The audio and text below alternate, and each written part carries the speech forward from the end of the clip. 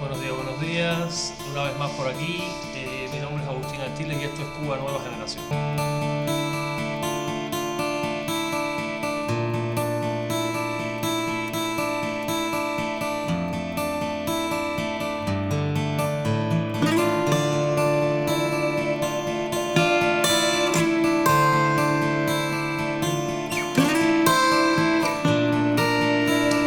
Hoy estaremos haciendo un análisis un tanto para aclararnos un poco dudas, porque evidentemente hay personas que tienen una manera de pensar referente a presidentes demócratas, presidentes republicanos, todo esto respecto a Cuba.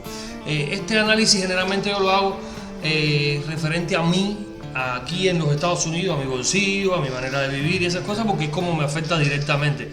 Pero no dejo de reconocer que también, ahora que hago estos tipos de videos, pues es obvio el análisis también de cómo afectan estos presidentes a Cuba.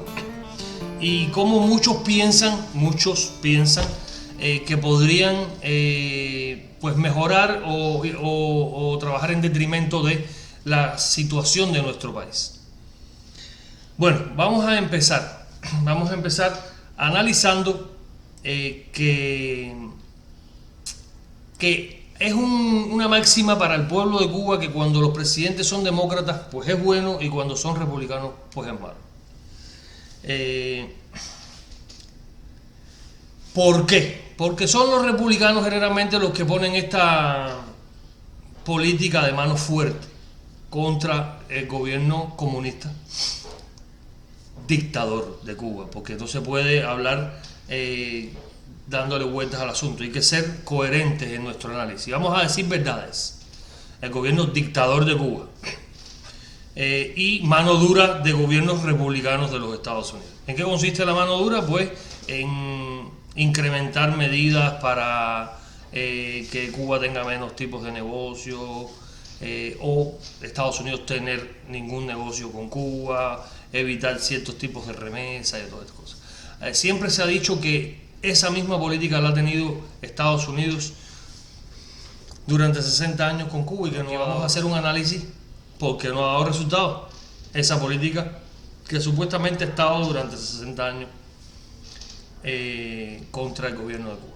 Bueno, vamos a partir del hecho de que los primeros 30 años no cuentan, porque Cuba pertenecía a un Consejo de Ayuda Mutua Económica, el CAME, en el que a Cuba se le regalaban miles de millones de dólares por año, y Cuba tenía una economía mediocre, como sigue siendo, como fue toda la vida, pero nos ayudaban, nos asistían y entonces teníamos sustento, porque ¿quién nos recuerda aquí los espanes, las carnes rusas, las latas de leche y todo el montón de cosas esas que llegaban de Rusia? Eso era sustento de los países comunistas de Europa del Este que nos mantenían. Nosotros éramos unos mantenidos. Durante 30 años, hasta el año 90 prácticamente fuimos unos mantenidos. Después ustedes recuerdan una etapa bien difícil de Cuba del 90 al 94. ¿Por qué fue bien difícil? Porque del 20 de enero de 1989 al 20 de enero de 1993 el presidente en curso fue Bush padre, republicano, que puso mano dura con Cuba. Después del 95 Cuba liberó el dólar, hizo una política de liberación de dólar y a la misma vez entra un demócrata en la Casa Blanca que baja un poco la intensidad de la mano dura famosa, que es Bill Clinton, que están 2 mandatos hasta el año 2001. O sea que no hubo tiempo suficiente en un solo mandato de Ronald Reagan de con mano dura tumbar a Cuba, aunque Cuba se las vio bien difíciles entre el 90 y el 94. Muchos pensaron que se caía, yo inclusive. Muchos pensaron que Cuba se caía, hubo maleconazos, hubo emigraciones y hubo de todo. Es este Bill Clinton el que crea la ley, aquello de pie seco, pie mojado, sobre la ley de ajuste cubano-americano.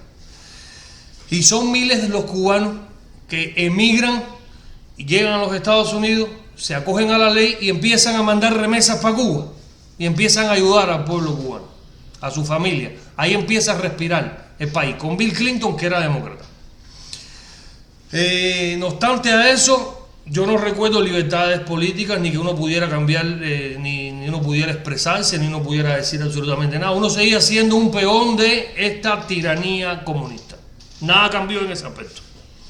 Después vino George Bush, hijo, que vuelve a implementar la mano dura, pero ¿qué pasa? Que en ese 2001 coge de presidente Hugo Chávez en Venezuela. En ese 2001, en el mismo 2001 que George Bush, hijo, coge de presidente en los Estados Unidos. Entonces, Fidel se vira hacia Venezuela y en negociaciones Cuba logra un superávit desde Venezuela dicen muchos, que cercano a 150.000 millones de dólares. Bastante más que lo que Rusia le regaló a Cuba, le regaló Venezuela. O Cuba se lo robó a Venezuela. No se sabe bien, eso ya queda en el campo de lo desconocido. Entonces, ahí hay un segundo aire. Fíjense, hay mano dura, pero estás cogiendo dinero. Es como cuando estábamos con los rusos. Sí, hay mano dura, pero no te lo sientes porque los rusos te están manteniendo. Y acá hay mano dura, pero los venezolanos te están manteniendo. Tampoco te lo sientes. Porque todo el petróleo que entraba en Cuba no es para nadie un secreto que Cuba lo revendía. Y Cuba le estaba entrando dinero por ese concepto y más o menos equilibraba la economía. O sea, que mandatos de mano dura, Cuba no ha vivido nunca. Eso es una mentira, eso es una falacia. Esos 30 años, Cuba estuvo bajo la falda de Rusia. Fíjense si fue mano dura, que Rusia le dio a Cuba miles de millones de dólares. Cuba se quedó debiéndole a Rusia 35.000 millones de dólares, de los cuales 30.000, no sé cuántos, 32.000 fueron condonados. Bueno, después de George Bush, pues viene Barack Obama y vuelve a bajar la mano dura. No hay tal mano dura. O sea, vamos a recapacitar. Hasta el 90 no hubo mano dura porque estaba Rusia. Después del 90 al 94 es cuando único de verdad hubo mano dura. ¿Ok? Que fue con George Bush padre. Después de eso, Bill Clinton afloja la Carolina. Cuba empieza la migración hacia los Estados Unidos, empiezan las remesas familiares, no hay mano dura, en 8 años seguidos no hay mano dura, más que empieza la dolarización de la economía cubana. Después de eso viene George Bush hijo, pero a la misma vez de George Bush hijo entra Hugo Chávez en Venezuela y Cuba vuelve a pasar la misma historia de que pasó con Venezuela, la teta de la vaca, a robar de nuevo. Y después viene Barack Obama que vuelve a bajar los cañones. O sea, que no me hablen más de que esto de mano dura se ha empleado durante 60 años, que no es verdad. Los datos de momento dicen que Cuba exporta a 114 países e importa de 155. No hay tal bloqueo. El bloqueo al que Cuba se refiere es que no puede llegar a los Estados Unidos y decirle véndeme 100 toneladas de pollo, pero no te voy a pagar. Ese es el bloqueo que Cuba no quiere pagar. Todo el bloqueo está ahí. Ahora, hoy estaba viendo un programa, no voy a decir nombre de programa, no voy a decir nombre de persona. Hoy estaba viendo un programa en el que hacían alusión de que a lo mejor nosotros los cubanos regresando a Cuba y ayudando al crecimiento de la economía de Cuba, como pasó en China quizá, pues que obtengamos un nivel de fuerza por tener dominio de la economía en el cual el gobierno tenga que negociar poderes políticos con nosotros y sacar a nuestro país poco a poco del comunismo. Yo no estoy totalmente de acuerdo. No estoy totalmente de acuerdo. Quizás mejoren un poco los niveles de vida, es posible, de alguien en la población. Si nos transpolarizamos y nos vamos a China y vemos más o menos qué es lo que estaba pasando en China, China se estaba desarrollando. China ha subido su Producto Interno Bruto de una manera sustancial y estuvo en un crecimiento cercano al 10% y hasta el 20% durante muchos años. Gracias a la penetración de cerca de 20.000 o 30.000 empresas americanas que se radicaron en China y desarrollaron China. No gracias a China. China no hizo por sí sola nada. China fue tratada durante estos 30 años como un país en vía de desarrollo que el mundo necesitaba ayudar porque tenía 1.400 millones de habitantes, de ellos 1.000 millones de pobres. Y entonces, tanto Estados Unidos como el resto del mundo se dieron a la tarea de ayudar a China, para que no les cuenten la historia como no es.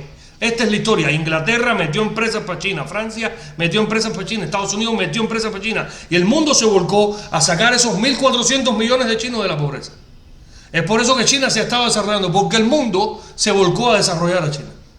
¿Ok? China fue saliendo. Hoy en día dicen, los que saben, que en China deben quedar entre entre 500 y 700 millones de personas que siguen viviendo bajo el umbral de la pobreza. Claro, ya es menos, ya es la mitad de la población o menos. Ya no es como al principio, que era toda la población pobre. En China estaba entrando un flujo de capital grande. ¿Pero para qué lo ha cogido China? Para reprimir a su pueblo, señores.